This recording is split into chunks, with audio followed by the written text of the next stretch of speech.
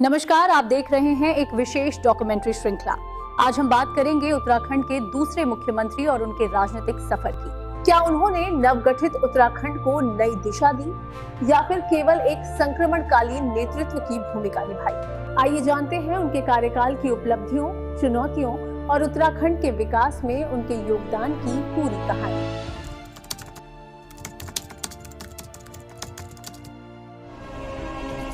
देश दुनिया की हर बड़ी खबर के लिए अभी सब्सक्राइब करें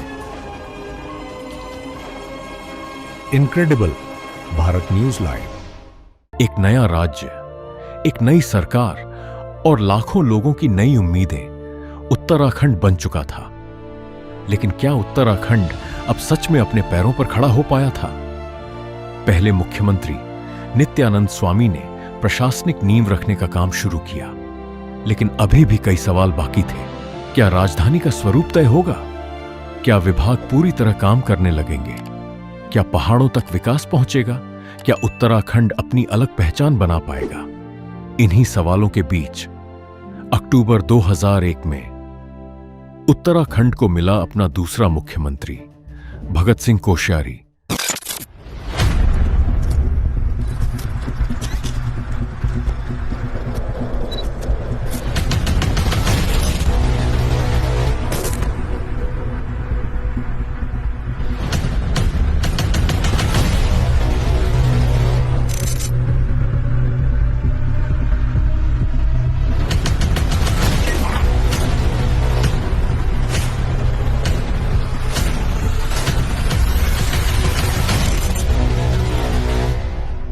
लेकिन क्या आप जानते हैं कि उनका कार्यकाल केवल कुछ महीनों का था?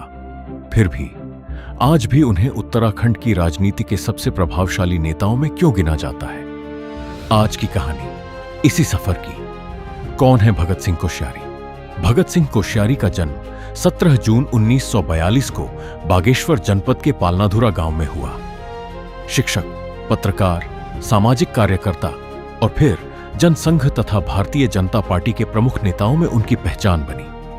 उत्तराखंड राज्य आंदोलन के दौरान भी वे सक्रिय राजनीतिक चेहरों में रहे। सरल जीवन शैली, संगठन पर मजबूत पकड़ और पहाड़ की समस्याओं की गहरी समझ, इन्हीं कारणों से उन्हें अक्टूबर 2001 में राज्य की कमान सौंपी गई। जब भगत सिंह कोश्यारी मुख्यमंत्री बने, तब उत्तराखंड अभी भी निर्माण के शुरुआती दौर में था। राज्य बने 1 वर्ष भी पूरा नहीं हुआ था। अनेक विभाग पूरी तरह व्यवस्थित नहीं थे। उत्तर प्रदेश से परिसंपत्तियों और कर्मचारियों के बंटवारे के मुद्दे जारी थे। राजस्व सीमित था, निवेश कम था और पहाड़ों में रोजगार की चुनौती पहले जैसी ही बनी हुई थी। लोगों की अपेक्षाएं बहुत बड़ी थीं, लेकिन संसाधन सीमित। कोश्यारी सरकार के सामने सबसे बड़ी चुनौती थी नींव से व्यवस्था की ओर बढ़ना, यानी सिर्फ विभाग बनाना नहीं, बल्कि उन्हें परिणाम देने लायक बनाना। राज्य के प्रशासन को स्थिर करना, विकास योजनाओं को गति देना और पहली निर्वाचित सरकार के लिए माहौल तैयार करना। यद्यपि उनका कार्यकाल अक्टूबर 2001 से मार्च 2002 तक ही रहा, फिर भी इस दौरान कई महत्वपूर्ण प्रशासनिक और नीतिगत पहलें आगे बढ़ीं। सरकार ने विकास की प्राथमिकताओं को स्पष्ट करने का प्रयास किया।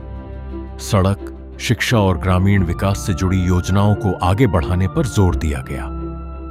नए राज्य की प्रशासनिक प्रक्रियाओं को अधिक व्यवस्थित करने का काम जारी रहा।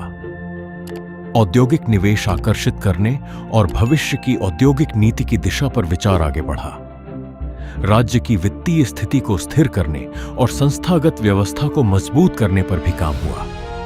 इन पहलुओं का प्रभाव आने वाले वर्षों की सरकारों में अधिक स्पष्ट दिखाई दिया। राजनीतिक परिस्थिति, लेकिन यह समय केवल प्रशासन का नहीं, राजनीतिक बदलाव का भी था। उत्तराखंड अपने पहले विधानसभा चुनाव की ओर बढ़ रहा था।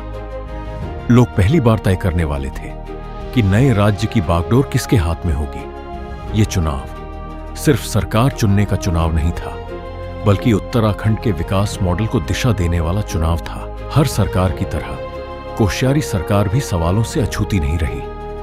कुछ लोगों का मानना था कि इतने कम समय में बड़े बदलाव संभव ही नहीं थे। वहीं कुछ आलोचकों ने कहा कि पहाड़ी क्षेत्रों में रोजगार, स्वास्थ्य और पलायन जैसे मूल मुद्दों पर तत्काल परिणाम दिखाई नहीं दिए। हालांकि समर्थकों का तर्क था कि कुछ महीनों के अंतरिम कार्यकाल में संस्थागत स्थिरता बनाए रखना ही सबसे बड़ी उपलब्धि थी।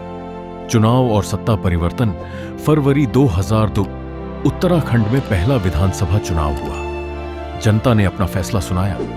भारतीय राष्ट्रीय कांग्रेस को बहुमत मिला और उत्तराखंड के तीसरे मुख्यमंत्री बने नारायण दत्त तिवारी। यहीं से उत्तराखंड की राजनीति एक नए दौर में प्रवेश करती है। यदि भगत सिंह कोश्यारी के कार्यकाल को एक वाक्य में समझना हो तो शायद यह कहना उचित होगा, उन्होंने एक नवगठित राज्य को प्रशासनिक स्थिरता देने और पहली लोकतांत्रिक सरकार के लिए संक्रमण का रास्ता तैयार करने में भूमिका निभाई।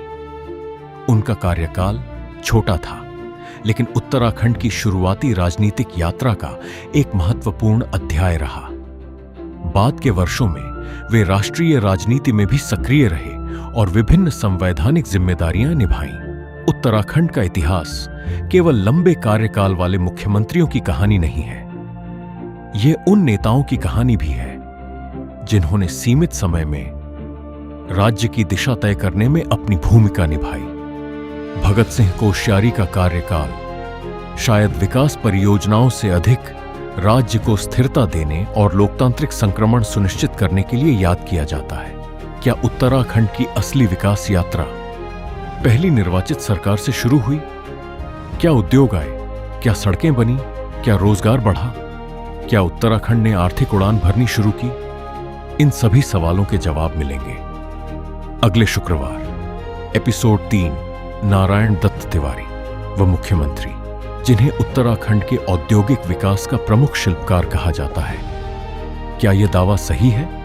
हम तथ्यों के साथ करेंगे इसकी पड़ताल। देखते रहिए इनक्रेडिबल भारत न्यूज लाइव, क्योंकि इतिहास केवल याद नहीं किया जाता, उसे समझा भी जाता है। धन्यवाद।